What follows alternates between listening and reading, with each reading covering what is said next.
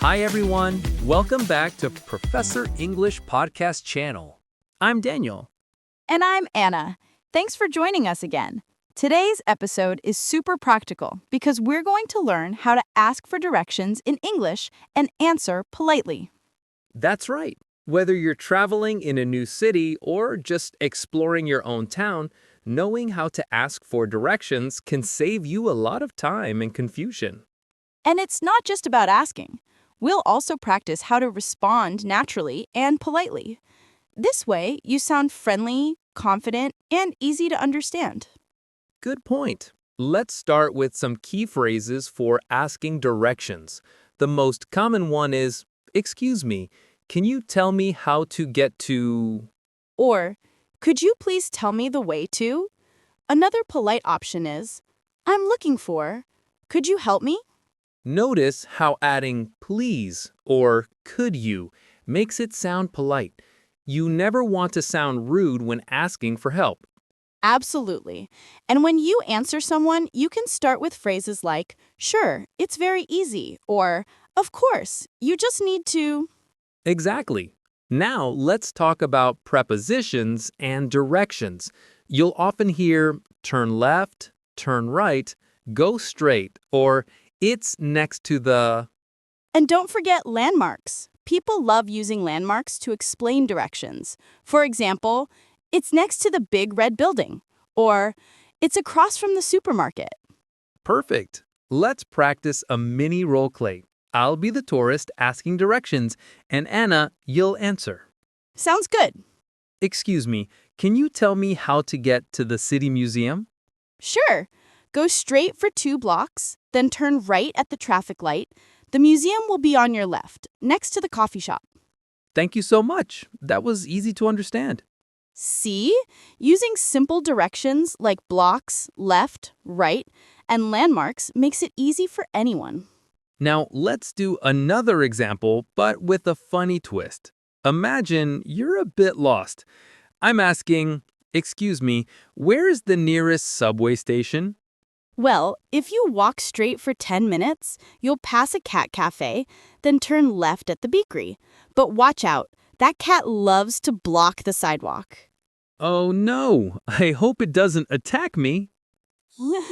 Don't worry, just go around carefully.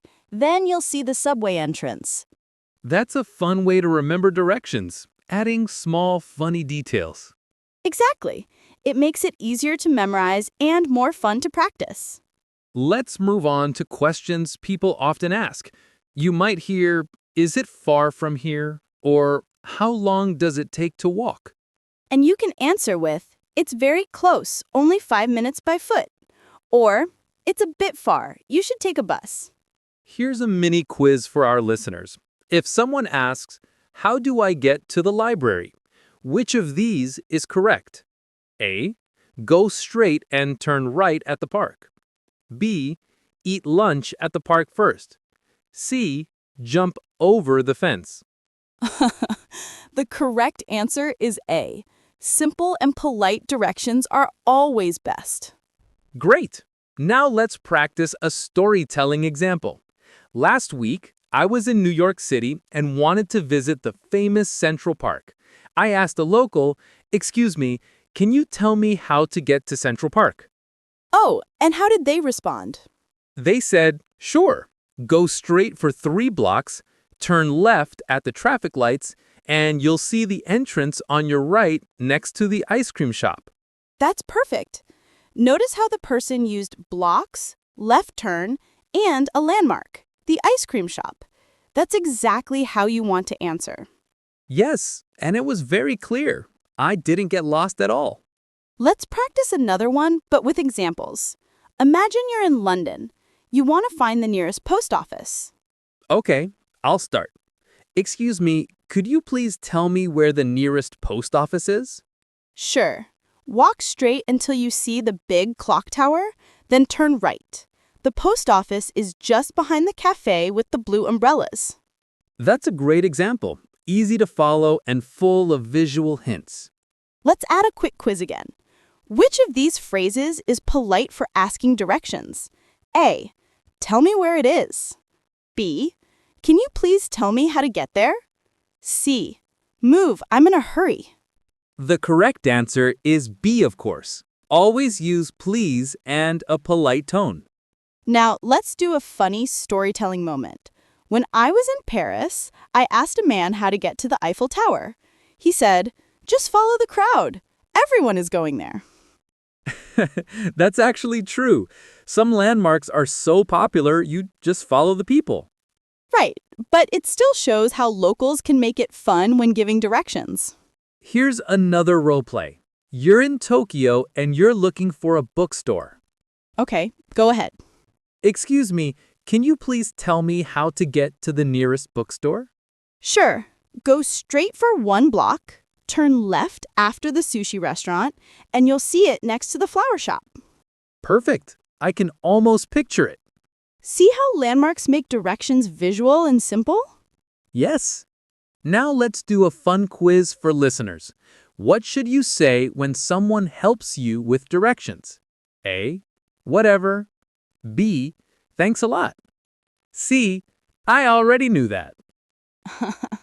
Definitely B. Always thank the person who helps you. Good manners make a big difference. Let's add one more story. I once asked for directions in Rome, and the man said, "Turn left at the pizza shop, go straight until you smell coffee, then turn right." That's so Italian. Smell-based directions. I love that. But it works because you'll actually notice those smells on your way. True. Let's do another quick role play. You're lost in a shopping mall. Okay, excuse me, could you tell me how to get to the exit? Sure. Go straight past the food court, turn left at the clothing store, and the exit is right in front of the fountain. That's clear and polite. Perfect example for daily life. Let's challenge our listeners again. Which phrase is not polite when asking directions? A. Could you please tell me where the park is? B. Where's the park now? C. Excuse me, do you know the way to the park? Definitely B. Remember, tone and politeness matter a lot. Let's add another storytelling example. Once in Chicago, I asked a man where the train station was. He said, "Go straight, turn right at the third lamppost, and left at the ice cream truck that plays music." That's so funny, but it actually works because landmarks like ice cream trucks are easy to remember.